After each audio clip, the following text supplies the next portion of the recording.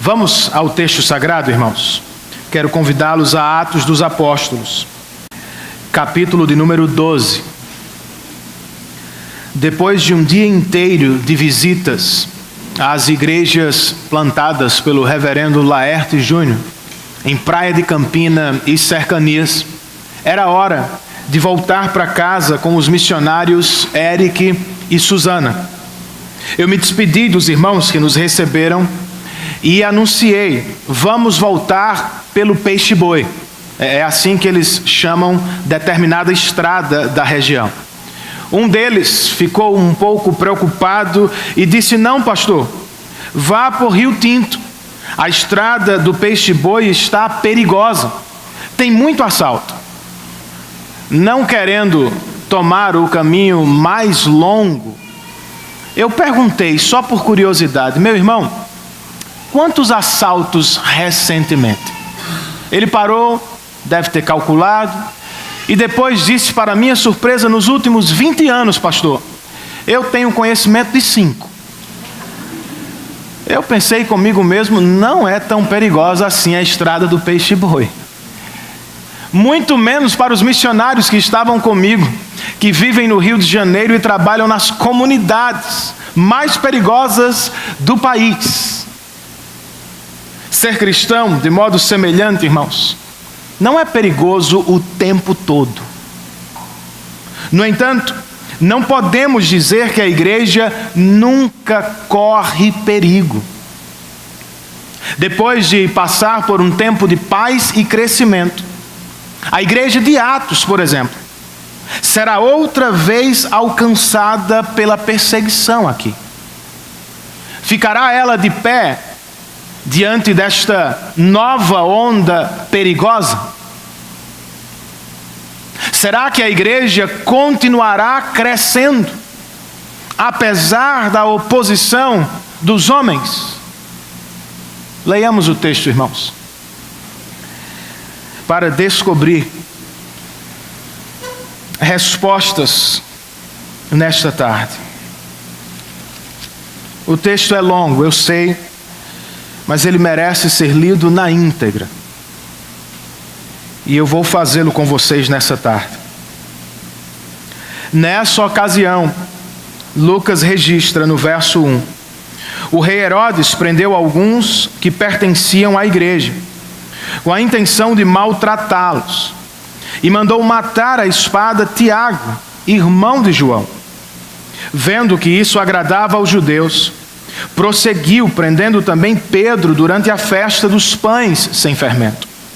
Tendo-o prendido, lançou-o no cárcere, entregando-o para ser guardado por 4 escoltas de 4 soldados cada uma. Herodes pretendia submetê-lo a julgamento público depois da Páscoa. Pedro então ficou detido na prisão, mas a igreja orava a Deus intensamente por ele. Na noite anterior ao dia em que Herodes iria submetê-lo a julgamento, Pedro estava dormindo entre 2 soldados, preso com 2 algemas, e sentinelas montavam guarda à entrada do cárcere. Repentinamente, apareceu um anjo do Senhor, e uma luz brilhou na cela. Ele tocou no lado de Pedro e o acordou. Depressa, levante-se, disse ele. Então as algemas caíram dos punhos de Pedro. O anjo lhe disse: vista-se e calce as sandálias. E Pedro assim fez. Disse-lhe ainda o anjo: ponha a capa e siga-me. E saindo, Pedro seguiu, não sabendo que era real o que se fazia por meio do anjo. Tudo lhe parecia uma visão. Passaram a primeira e a segunda guarda, e chegaram ao portão de ferro que dava para a cidade. Este se abriu por si mesmo para eles, e passaram. Tendo saído, caminharam ao longo de uma rua, e de repente o anjo o deixou. Então Pedro caiu em si e disse: agora sei, sem nenhuma dúvida, que o Senhor enviou o seu anjo e me libertou das mãos de Herodes e de tudo que o povo judeu esperava. Percebendo isso, ele se dirigiu à casa de Maria, mãe de João, também chamado Marcos, onde muita gente se havia reunido e estava orando. Pedro bateu à porta do alpendre, e uma serva chamada Rode veio atender. Ao reconhecer a voz de Pedro, tomada de alegria, ela correu de volta, sem abrir a porta, e exclamou: Pedro está à porta. Eles, porém, lhe disseram: você está fora de si. Insistindo ela em afirmar que era Pedro, disseram-lhe: deve ser o anjo dele. Mas Pedro continuou batendo. E quando abriram a porta e o viram, ficaram perplexos. Mas ele, fazendo-lhes sinal para que se calassem, descreveu como o Senhor o havia tirado da prisão e disse: contem isso a Tiago e aos irmãos. Então saiu e foi para outro lugar. De manhã, não foi pequeno o alvoroço entre os soldados, quanto ao que tinha acontecido a Pedro. Fazendo uma busca completa e não o encontrando, Herodes fez uma investigação entre os guardas e ordenou que fossem executados. Depois Herodes foi da Judeia para Cesareia e permaneceu ali durante algum tempo. Ele estava cheio de ira contra o povo de Tiro e Sidom. Contudo, eles haviam se reunido e procuravam ter uma audiência com ele. Tendo conseguido o apoio de Blasto, homem de confiança do rei, pediram paz, porque dependiam das terras do rei para obter alimento. No dia marcado, Herodes, vestindo seus trajes reais, sentou-se em seu trono e fez um discurso ao povo. E eles começaram a gritar: é voz de Deus e não de homem. Visto que Herodes não glorificou a Deus, imediatamente um anjo do Senhor o feriu, e ele morreu comido por vermes. Entretanto, a palavra de Deus continuava a crescer e a espalhar-se. Tendo terminado sua missão, Barnabé e Saulo voltaram de Jerusalém, levando consigo João, também chamado Marcos. Vamos orar por este momento, irmãos, pedindo o auxílio de Deus para entender e responder à voz do Senhor. Pai, muito obrigado por este grande privilégio que temos de tomar parte em um culto cristão. O culto é obra tua, Senhor. E ele, no melhor sentido cristão, é a tua reunião, quando o Senhor se coloca no nosso meio para ser visto e adorado. Nós te louvamos por este privilégio. Te agradecemos por todos os elementos que fazem o culto cristão. E agora, especialmente, damos-te graça por este momento de proclamação da tua palavra.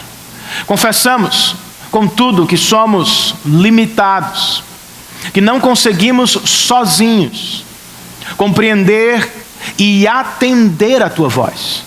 Por isso, Senhor, te pedimos, como salmista muitos anos atrás, que o Senhor nos ajude. Que o Senhor abra os olhos do nosso coração, nos permitindo ver as maravilhas da tua lei e ter nela prazer.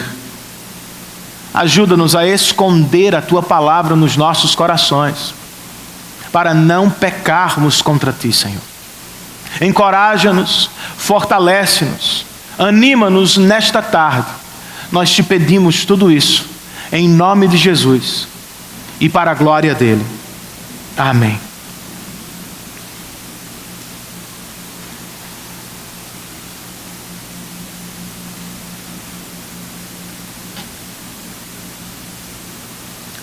Lucas vem nos relatando uma conversão maravilhosa após a outra, irmãos. Ele começou com os 3.000 homens e mulheres de Jerusalém no dia de Pentecostes. Depois nos falou dos samaritanos, também do eunuco africano. Mencionou Saulo de Tarso, a conversão de Cornélio, centurião romano. E por último, a multidão heterogênea de Antioquia. A palavra de Deus, como temos ouvido repetidamente, estava crescendo, se espalhando em círculos concêntricos cada vez maiores. A esta altura de sua narrativa, Lucas está para nos falar sobre o grande salto do crescimento da igreja, tratando de nos apresentar o que chamamos de as viagens missionárias de Paulo. Antes, porém, como um bom historiador que era, ele precisou registrar mais um revés: a morte de Tiago e a prisão de Pedro. Ambos apóstolos, líderes da igreja de Jerusalém. Os homens serão capazes mesmo de impedir o avanço do evangelho? De fato, comenta o Dr. John Stott, em toda a história da igreja, o pêndulo tem sempre se movimentado entre expansão e oposição, entre crescimento e retração, entre avanço e retirada. Essa é a realidade. Por agora, não podemos mudá-la totalmente, irmãos. Contudo, podemos estar certos que, apesar da oposição, a igreja do Senhor seguirá crescendo, exatamente como Jesus prometeu. A pergunta que fazemos então é: como? Como a igreja do Senhor crescerá, apesar de todas as dificuldades que a cercam? Bem, à luz desta passagem bíblica, irmãos, a primeira verdade que precisamos lembrar nesta tarde é: a igreja sofrerá, ora mais, ora menos, com o poder ou por causa do poder do mundo.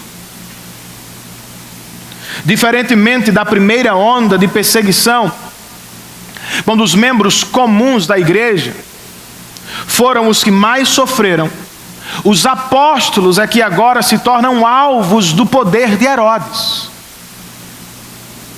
Sem maiores explicações, somos informados nos versos 1 e 2 que nessa ocasião, ou seja, enquanto a igreja de Antioquia enviava uma oferta para a igreja de Jerusalém, duas igrejas que cresciam, o rei Herodes prendeu alguns que pertenciam à igreja, com a intenção de maltratá-los, e mandou matar a espada Tiago, irmão de João. Como bem nota um comentarista, Tiago foi o primeiro mártir do colégio apostólico. João seria o último a morrer. Mas com isso, diz o mesmo comentarista, cumprem-se as palavras de Jesus, quando ele disse a estes dois irmãos: vocês também beberão do meu cálice, também serão batizados com o meu sofrimento. Mas o que estava por trás das ações de Herodes? O que o movimentou para prender e perseguir a igreja a esta altura da narrativa de Lucas? Não me parece ter sido apenas para proteger o que se chamava então de a Pax Romana, irmãos. João Calvino, comentando o texto, diz: Herodes nem foi movido por zelo à lei de Moisés, pois ele também tinha alguma coisa de judeu na história, nem tampouco foi movido por ódio ao evangelho de Cristo. Nas palavras de Calvino, Herodes foi movido por interesse político. É o que Lucas nos diz no verso de número 3, irmãos. O historiador registra: vendo que isso agradava aos judeus, seus eleitores, Herodes prosseguiu, prendendo também Pedro durante a festa dos pães sem fermento. E porque temia que Pedro escapasse, como já havia acontecido antes, o verso 4 nos diz que depois de prendê-lo e lançá-lo no cárcere, Herodes o entregou para ser guardado por 4 escoltas, de 4 soldados cada uma. Era só medo de perder Pedro, Renan? Não. Para mim também era estratégia política. É o que Lucas nos diz ao final do verso 4. Herodes pretendia submeter Pedro a julgamento público depois da Páscoa. Ou seja, de novo, querendo agradar os judeus, Herodes quer fazer da morte de Pedro um espetáculo para o povo. Eis, portanto, o poder que domina o mundo, irmãos. Este rei não está tão interessado na justiça, tanto quanto está interessado no prestígio dos homens. Não é assim que, por vezes, nós vivemos, dominados pelos poderes deste mundo. A propósito, o que move o seu coração? O que o domina por dentro e de verdade? É o apetite sexual insaciável? É a ambição desmedida pelo topo de sua carreira profissional? Ou será que é a visibilidade? O tal prestígio que você tanto quer perante as pessoas com quem vive? Seja o que for, meu amigo, tenha cuidado, pois o poder do mundo pode levá-lo a prender, machucar e até matar as pessoas erradas. Por isso, se me permite aconselhá-lo biblicamente, eu digo: mate o poder do mundo no seu coração.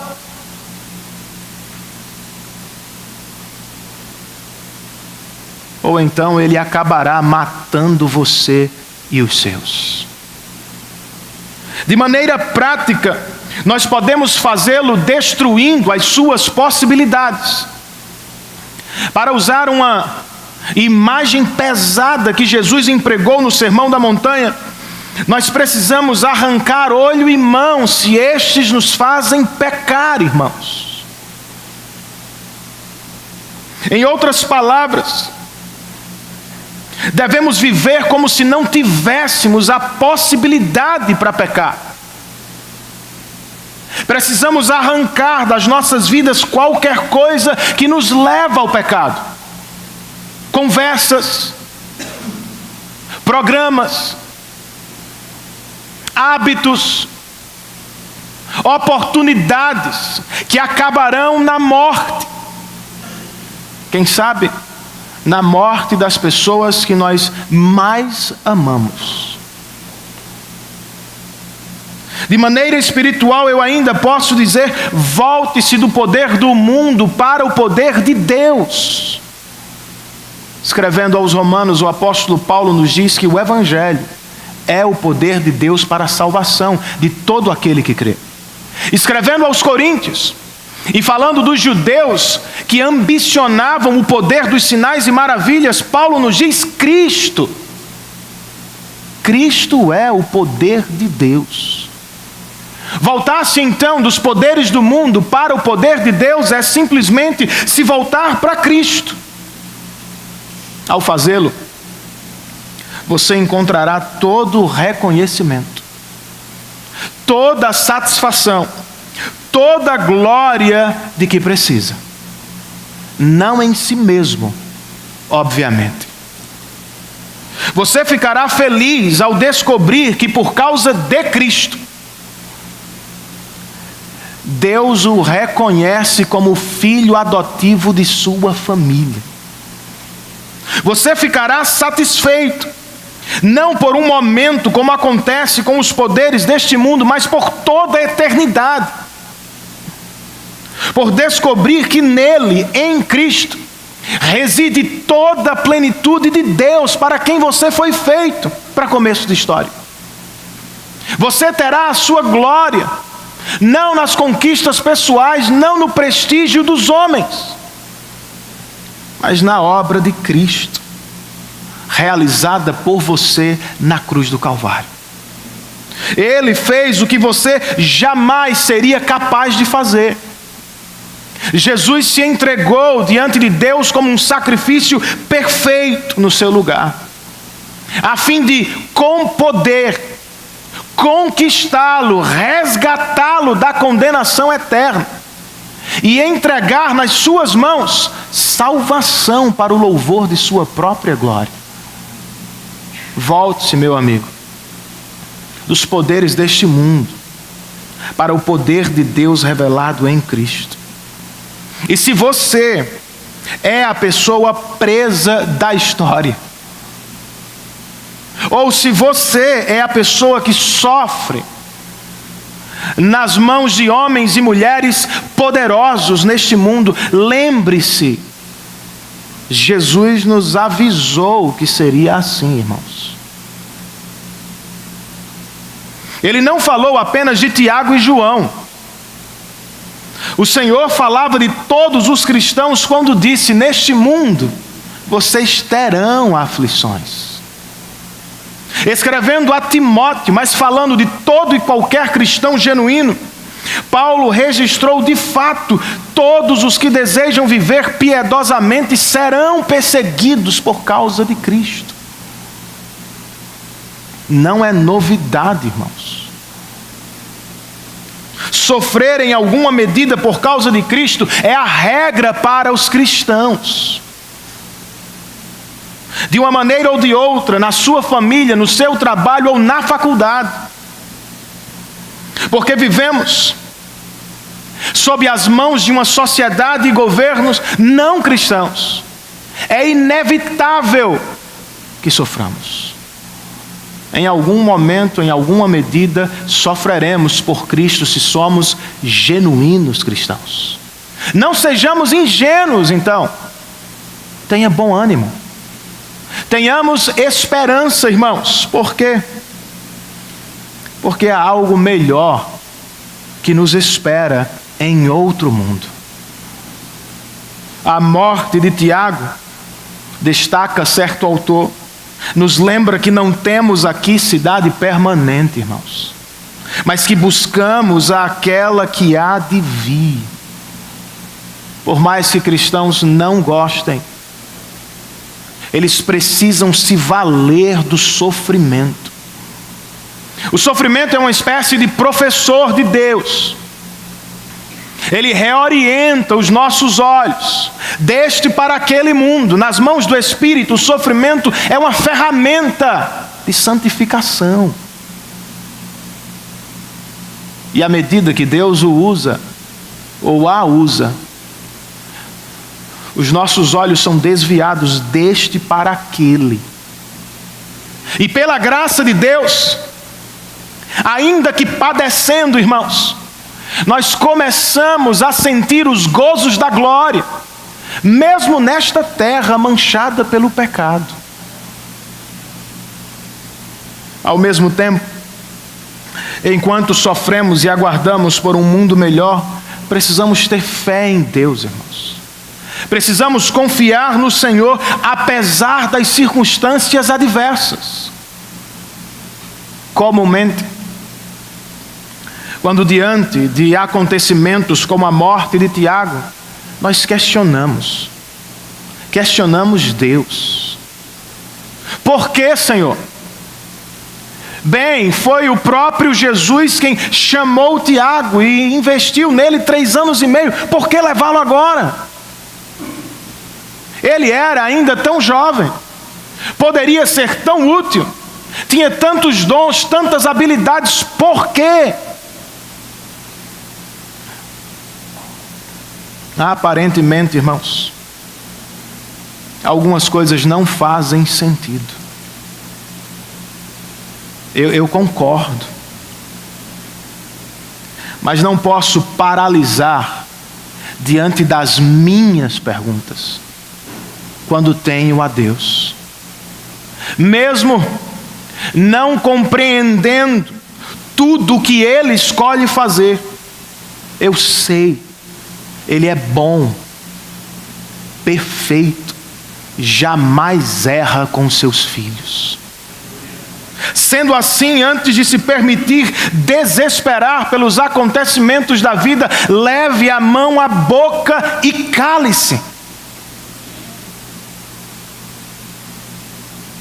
Em vez de falar o que não deveria, concentre-se no que Ele mesmo já falou. embora resolva não nos livrar de muitos sofrimentos da vida, Jesus prometeu, irmãos, estar ao nosso lado até o fim dos tempos. E como ouvi de um professor recentemente, diante das crises da vida, não podemos apenas sentir, muito ou pouco. Precisamos saber quem é o nosso Deus. De acordo com o salmista e a música que cantamos mais cedo, Deus é o nosso refúgio e a nossa fortaleza. Auxílio sempre presente em tempos de adversidade. Façamos o teste nessa tarde, irmãos. Corramos para Cristo e vejamos se não vamos encontrar nele tudo o que precisamos em dias de adversidade.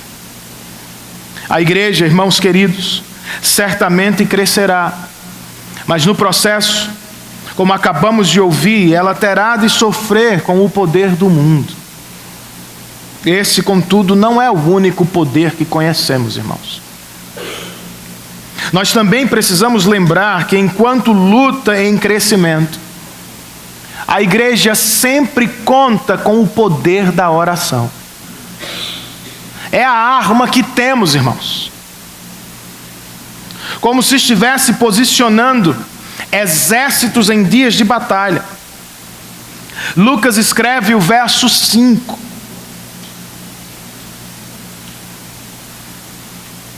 Pedro então ficou detido na prisão, mas a igreja orava intensamente a Deus por ele. De um lado estava o poder do mundo, irmãos, os soldados e a prisão de Herodes. Do outro estava o poder da igreja, a oração.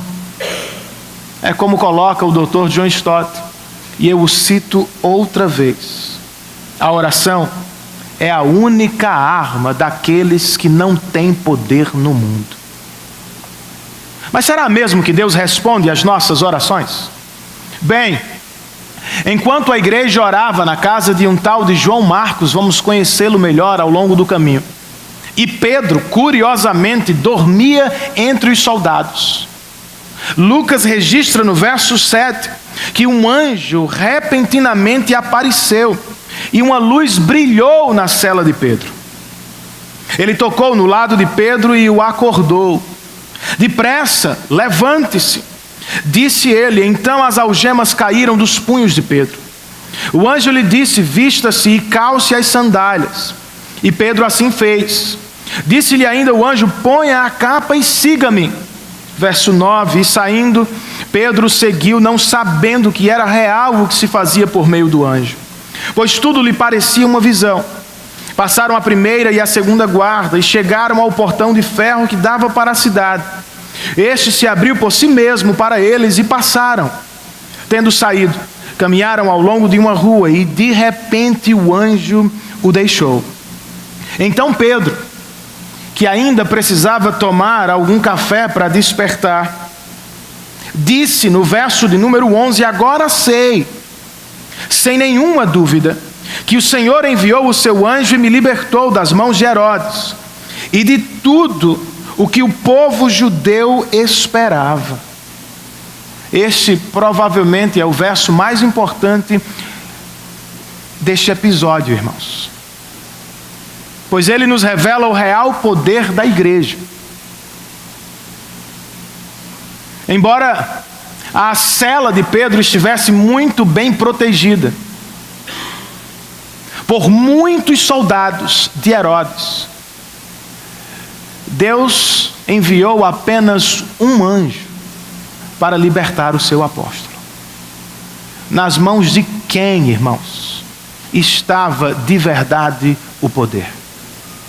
Depois de livre ou solto, Pedro vai à reunião de oração da igreja de Jerusalém. Ele bate à porta do alpendre, verso 13. E uma serva chamada Rode veio atender.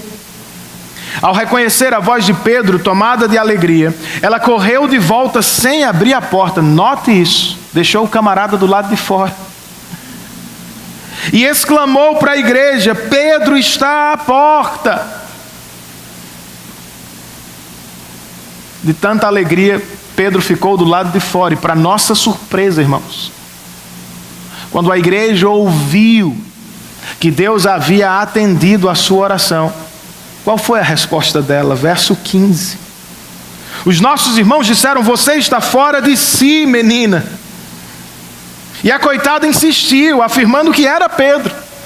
E eles tentaram silenciá-la, dizendo: é nada, deve ser o anjo dele. Uma crença comum ou popular da época. Não é irônico e até cômico o que aconteceu na igreja de Jerusalém, irmãos? Para entrar, verso 16, Pedro continuou batendo. E quando abriram a porta, finalmente, e o viram, ficaram perplexos, como se não estivessem acreditando. Como assim? Não estavam eles orando exatamente por isso? Por que tamanha surpresa? Por que reagir assim? Qual foi a reação dos soldados, que também estavam presentes neste episódio?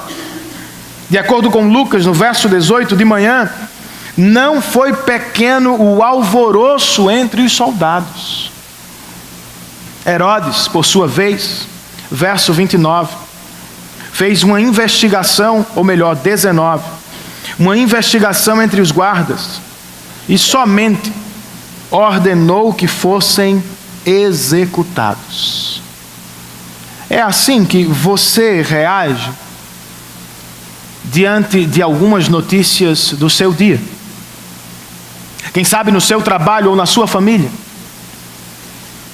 Às vezes, por mais que não gostemos, também entramos em desespero como os soldados de Herodes.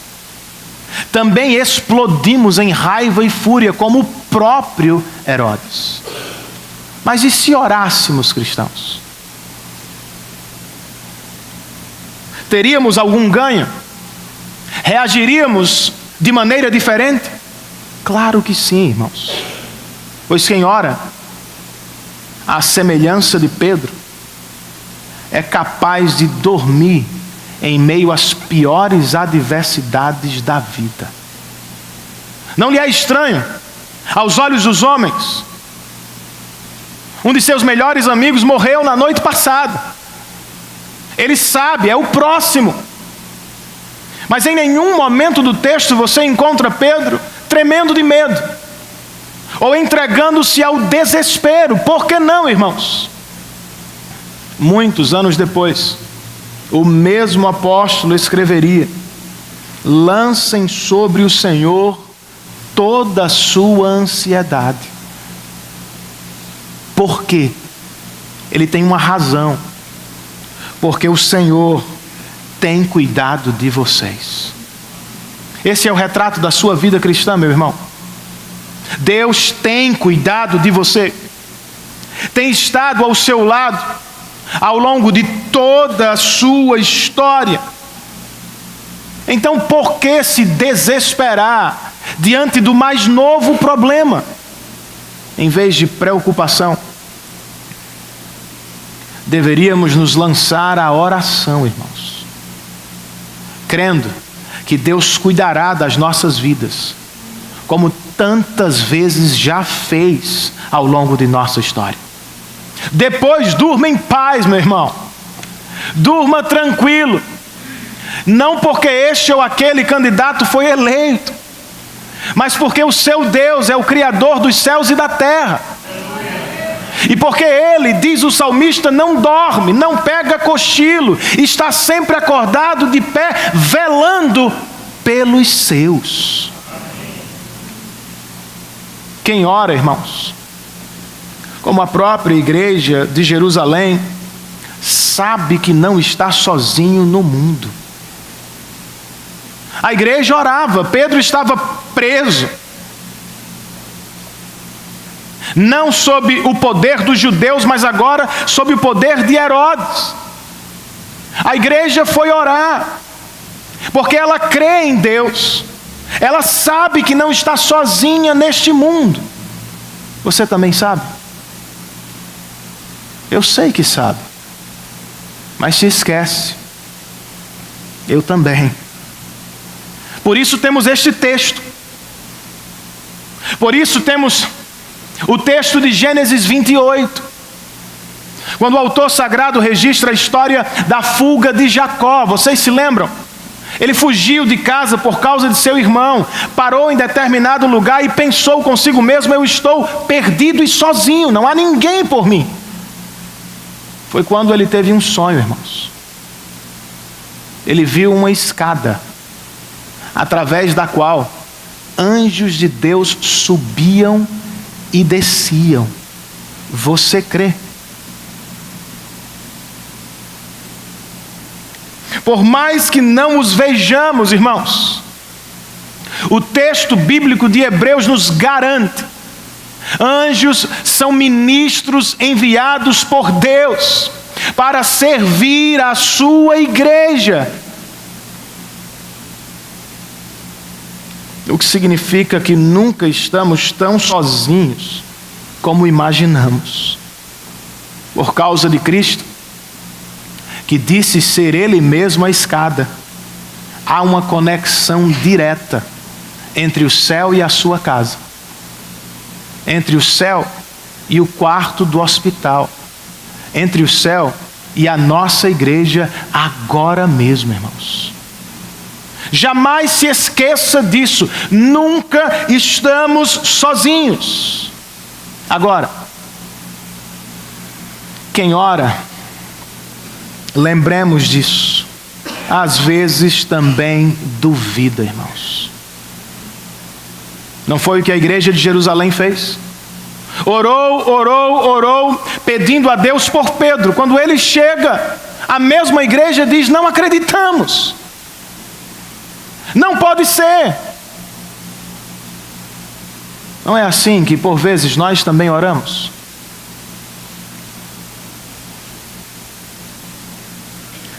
Oramos por uma cura, mas não acreditamos de verdade que ela vai acontecer. Oramos pela conversão de nossos parentes mais queridos, e às vezes quando eles se convertem, nós duvidamos. Pedimos a Deus por uma porta de emprego, quando ela se abre, nós não queremos entrar com medo. É como funciona. Nós somos assim. Este texto está aqui para nos ajudar, irmãos. Por um lado, o autor sagrado está dizendo: até os melhores cristãos falham. Eles duvidam às vezes. Por outro, ele está dizendo: o Deus dos cristãos não falha. Ele responde às nossas orações, mesmo quando duvidamos, irmãos. Agora, você quer uma ajuda prática? Quer melhorar a sua vida de oração privada? Quer ter mais fé na oração? Quer ter mais prazer na oração? Eu acho que a resposta prática deste texto, irmãos, é a oração corporativa da igreja.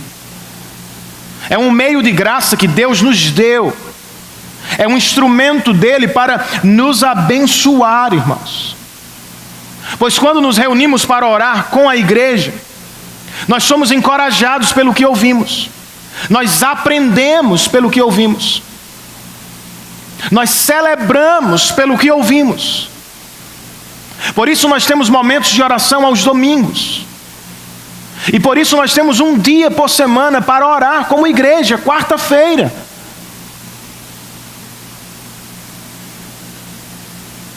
Este culto tem sido um instrumento de Deus, irmãos, para nos ensinar a orar, a pedir a Deus uns pelos outros. Quer crescer em oração privada? Esteja com a igreja, orando de maneira corporativa. Você precisa, e eu também. Esteja conosco, venha ouvir, venha falar, venha dar graças a Deus por tudo que Ele tem feito. Afinal, irmãos, esse é o poder que temos. E enquanto cresce, a igreja precisa se valer dele. Por último, a igreja também precisa se lembrar, irmãos, no final das contas, ela precisa se lembrar que depende do poder de Deus. É sobre ele que Lucas escreve ao final deste capítulo. De acordo com o historiador cristão, depois do episódio com Pedro, verso de número 19, parte B, Herodes foi da Judéia para a Cesareia e permaneceu ali durante algum tempo. Porque ele fez a viagem, o verso 20 nos diz, ele estava cheio de ira contra o povo de Tiro e Sidom. Contudo, eles haviam se reunido e procuravam ter uma audiência com ele. Tendo conseguido o apoio de Blasto, um comentarista diz, muito provavelmente através de algum suborno, homem de confiança do rei, pediram paz, porque dependiam das terras do rei para obter alimento. Este é o pano de fundo para aquilo que Lucas vai nos dizer de realmente importante. O rei Herodes não se deu por satisfeito com algum dinheiro por fora, tampouco com o pedido de desculpas dos líderes das cidades mencionadas. Ele não queria mais riqueza apenas. O que ele queria mesmo era adoração, irmãos. Por isso, verso de número 21, no dia marcado, vestindo seus trajes reais, sentou-se em seu trono e fez um discurso ao povo. As pessoas começaram a gritar, é voz de Deus e não de homem. E visto que Herodes não glorificou a Deus, imediatamente um anjo do Senhor o feriu. Do ponto de vista humano, a morte do rei Herodes pode ter parecido uma fatalidade, irmãos. Pessoas até hoje morrem subitamente. Mas de acordo com Lucas, o escritor sagrado, sob a inspiração do Espírito, não foi fatalidade. Foi intervenção divina. Deus o julgou imediatamente, através de um anjo. Talvez o mesmo anjo que libertou Pedro. Ele nem voltou. Ficou por ali e resolveu essa outra missão também. E falando de Pedro, irmãos, como é que estava a igreja que ele liderava em Jerusalém?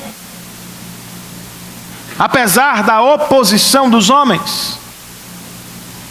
Bem, é em admirável contraste com a morte de Herodes que Lucas escreve o verso 24, irmãos.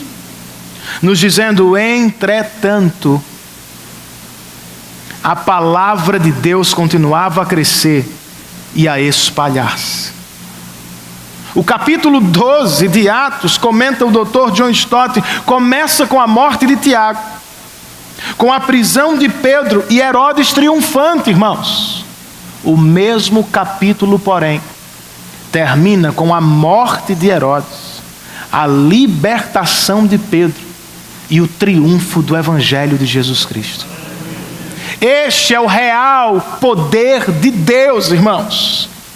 Ele pode permitir, segue o mesmo autor, que os tiranos se orgulhem e se assanhem por um tempo, oprimindo a igreja e impedindo a expansão do Evangelho, mas no fim eles nunca vencerão.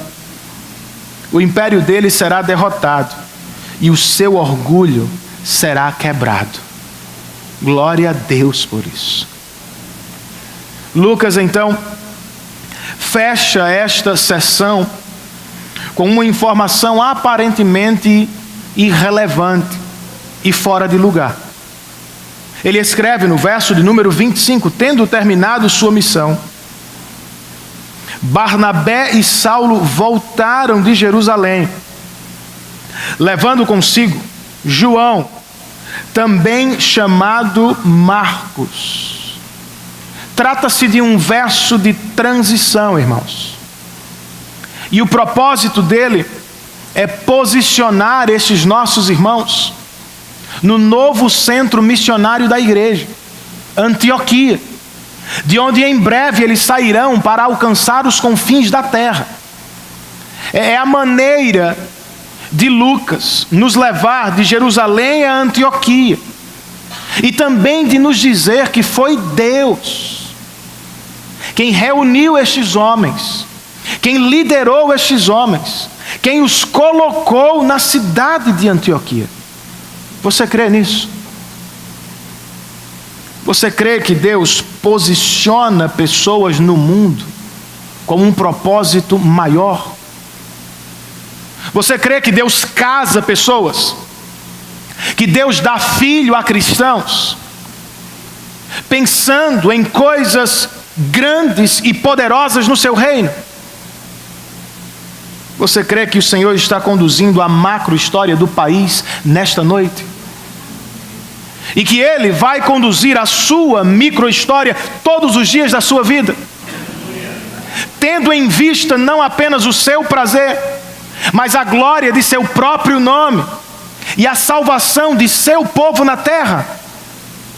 É o que ele estava fazendo ao final do capítulo 12 de Atos, irmãos.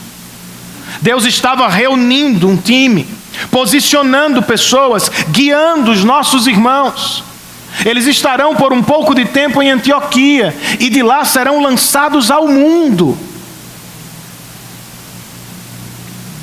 É assim que você enxerga o seu trabalho, meu irmão? É assim que olha para a sua família? Para a mudança de cidade que recentemente teve de fazer? Não é só trabalho, é o seu campo missionário. Não são apenas filhos, crianças, são discípulos que precisamos treinar, ensinar. Não podemos viver a mesma filosofia de vida do mundo, irmãos. Não estamos aqui apenas para desfrutar da vida, claro que sim. Principalmente precisamos pensar em termos de missão. Temos de glorificar a Deus o tempo inteiro, onde quer que Ele nos posicione, a fim de tornar o nome de Cristo conhecido e desejado nos corações. Vejamos a vida assim, entendendo que Deus nos posicionou, nos posicionará pensando em algo maior. Pensando, por exemplo, no crescimento de sua igreja. Você viu isso? Percebeu como outra vez Lucas não fala do crescimento da igreja por um prisma numérico ou pragmático? No capítulo 11, o historiador falou do crescimento da igreja nos dizendo que até os gentios recebiam a palavra de Deus. Aqui, irmãos, falando do mesmo crescimento, Lucas nos diz que a palavra de Deus crescia e se multiplicava. O que significa que cristãos e palavra estão misturados. E que o crescimento da igreja é, na verdade, o crescimento da palavra. Como assim? Um pastor presbiteriano explica com o seguinte comentário: tão identificadas eram essas pessoas com o que faziam, gastando tempo com a palavra, que Lucas iguala o crescimento da igreja com o crescimento da palavra. Esses homens e mulheres falavam a palavra, pregavam a palavra, cantavam a palavra e testemunhavam da palavra. Esse é o cenário da igreja brasileira, gigantesca no nosso país. É o retrato de nossa própria igreja, irmãos. Estamos crescendo na palavra, de tal modo que somos intimamente relacionados a ela. Pessoas falam de nós, gostando ou não. Eles são pessoas do livro. Eles são pessoas da palavra. Eles têm uma constituição suprema.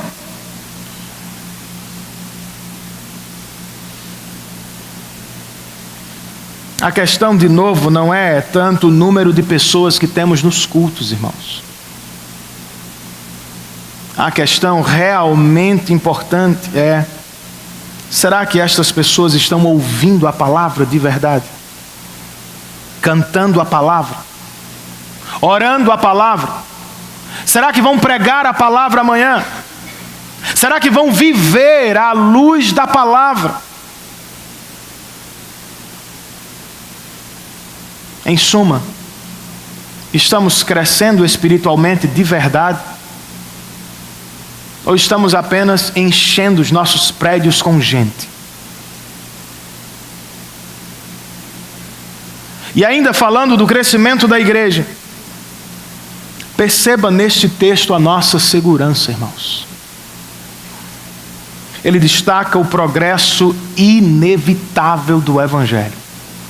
Nem Saulo o perseguidor, nem a liderança religiosa judaica, nem a dinastia do próprio Herodes, nem qualquer outra autoridade poderá interromper o avanço do reino de Deus no mundo, irmãos. A história da igreja é a história do Evangelho triunfante de Cristo Jesus. Tiago morreu, eu sei. Pedro foi preso, eu sei. Mas Lucas conclui: a palavra continua crescendo. Será assim, meu irmão, para a glória de Deus.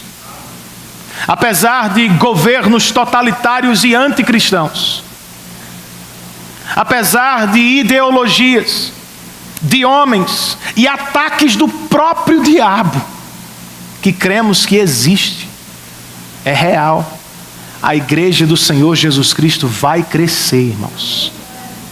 Foi Ele mesmo quem nos disse: as portas do inferno não prevalecerão contra a minha igreja. Você crê?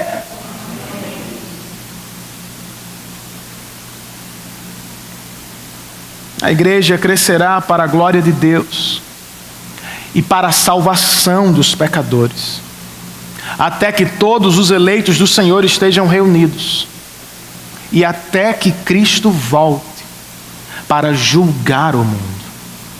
A propósito, você estará preparado? Estaria preparado se fosse hoje o seu encontro com o juiz de toda a terra? Herodes certamente não estava, irmãos. Por que não? Porque ele se auto-adorava. Ele era o seu próprio Deus. Não foi esse o pecado dos nossos primeiros pais? Não desejaram também Adão e Eva ser como Deus? A auto-adoração não é o seu pecado, meu irmão.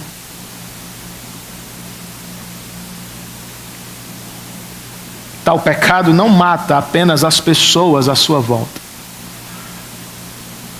A autoadoração vai matar você, como fez com Herodes. Mais cedo ou mais tarde, por mais que os homens modernos detestem a ideia, Deus vai julgar os pecadores, irmãos, e por seus próprios pecados vai condená-los ao inferno.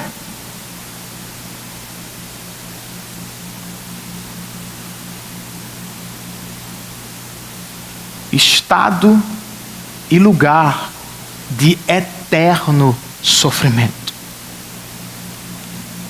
E por mais que você planeje viver 80 anos e tenha o melhor plano de saúde do Brasil, todo o dinheiro do mundo, você não tem como saber se morrerá hoje ou em 30 anos. Pode ser hoje, pode ser amanhã. Você também pode morrer subitamente, como o rei da Judeia. Logo, a coisa mais importante do seu dia não é a eleição presidencial. a coisa mais importante da sua vida é escapar do juízo perfeito de Deus. Contra quem você tem deliberadamente pecado desde o primeiro dia de existência. E sendo bem sincero, você não vai conseguir escapar. Você não tem em si mesmo o que é necessário. Nós não podemos reparar os danos que cometemos contra Deus. Estamos fritos mesmo. Sozinhos.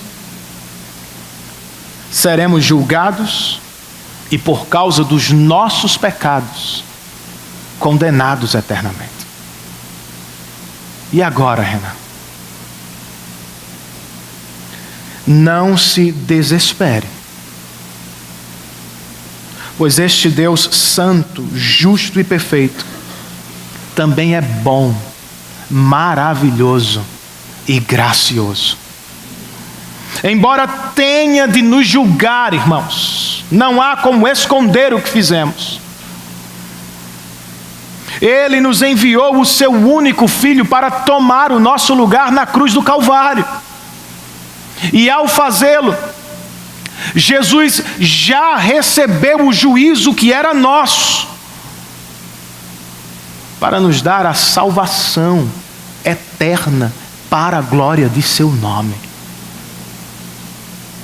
Então, se quer fugir da ira vindoura, escapar da justiça de um Deus santo e perfeito, eu acho que o conselho do salmista é o melhor. Falando centenas de anos atrás e apontando para Cristo, ele cantou: beijem o Filho, para que ele não se ire e vocês não sejam destruídos de repente, pois num instante acende-se a sua ira. Como são felizes os que nele se refugiam. Faça isso hoje, pecador. Corra para Cristo. Refugie-se nele. Esconda-se diante do juízo perfeito de Deus no Salvador do Senhor. E encontre nele bem-aventurança, alegria eterna para o seu coração. Refugiar-se em Cristo, contudo, irmãos, não garante que a estrada será sempre fácil e que ela não apresentará perigos para os cristãos. Os profetas do Antigo Testamento sofreram, os apóstolos do Novo Testamento sofreram, o próprio Salvador sofreu morte de cruz. Essa é a nossa estrada também. Mas tenhamos bom ânimo ao final deste domingo. Sejamos encorajados por uma boa notícia. Essa estrada que atravessa o sofrimento não termina na sepultura, meu irmão. Ela termina na glória de Deus. É o que Paulo disse, escrevendo aos Filipenses: eu quero conhecer Cristo, o poder da sua ressurreição e a participação em seus sofrimentos, tornando-me como ele em sua morte, para, de alguma forma, alcançar a ressurreição dentre os mortos. É o que você também deseja? Ore por isso. Celebre a Deus por Cristo. Faça dele não da carreira, dele não do conforto, dele não da família, dele não desta vida. Faça de Cristo o maior objetivo do seu coração. E depois, enquanto vivemos como povo de Deus na terra, como igreja de Cristo, lembremos, apesar da oposição, ela vai crescer para a glória do Senhor. É a promessa de Cristo. E foi o que João viu, irmãos, em antecipação no Apocalipse.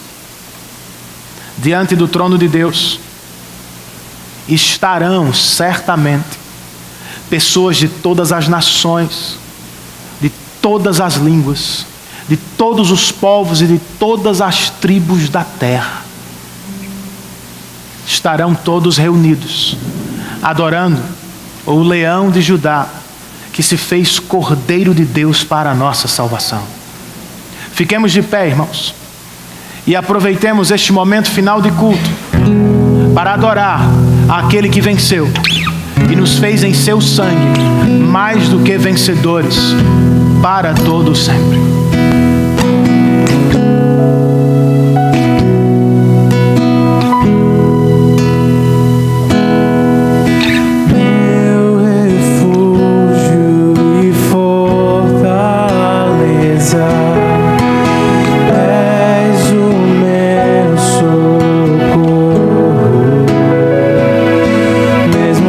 Não há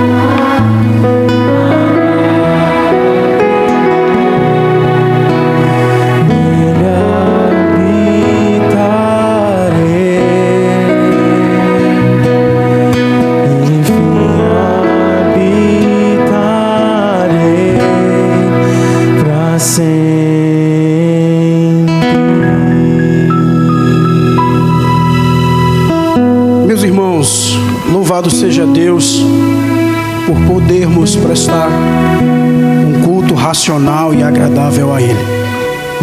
Convido você a fechar os seus olhos e a orar ao nosso Pai. Deus, te louvamos pela tua igreja, Pai.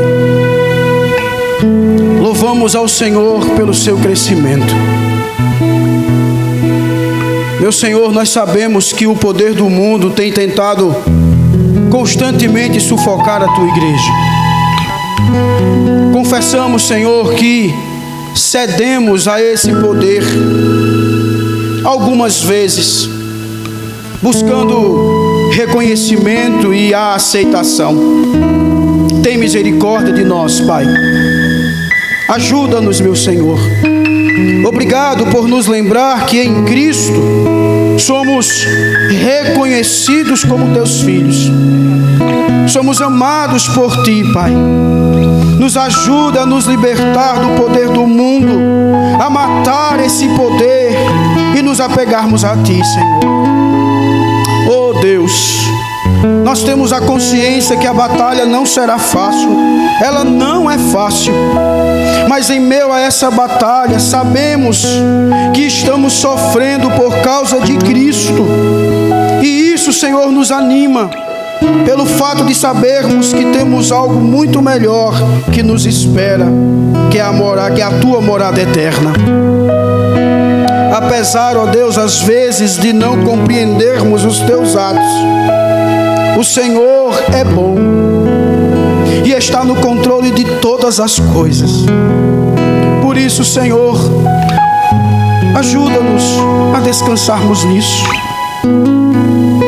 a termos essa certeza, Pai, de que o Senhor está do nosso lado sempre, e que Tu és o nosso refúgio, a nossa fortaleza, auxílio sempre presente em tempo de adversidade.